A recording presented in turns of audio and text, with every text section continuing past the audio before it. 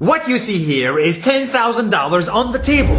You can take this money as a loan, but I will charge you a little bit of interest rate.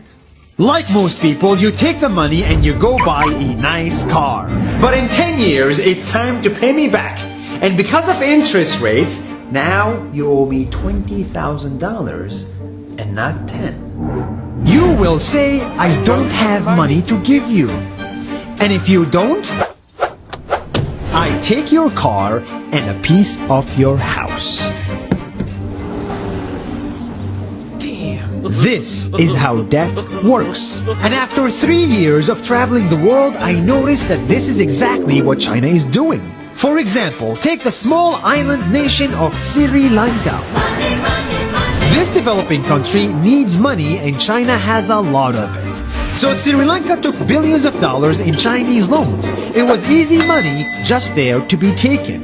And with that, they built skyscrapers, highways, airports, and shipping ports. The country grew and prospered.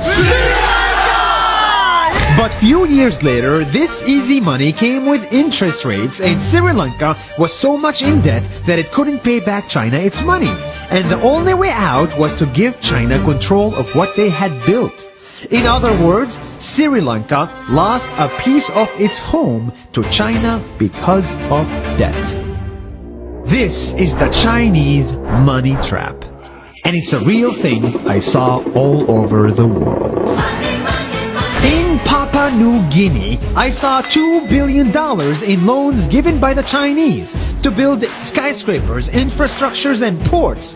But there is no way this remote developing country can pay it back or its interest rate, and the only way out is to give China control of the country. In the Maldives, Pakistan, Malaysia, Laos, Kazakhstan, Mongolia, Egypt, Kenya, and South Africa,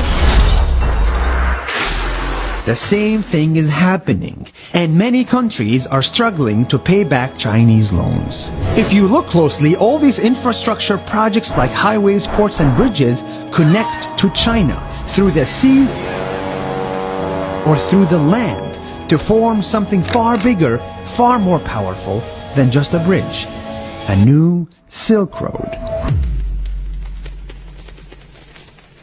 The world is already made by China, and I think slowly it will be owned by China.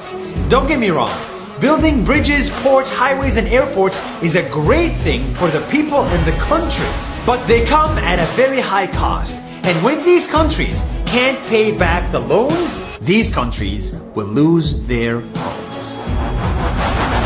One thing my parents had taught me is that there's no such thing as a free lunch or a free ride.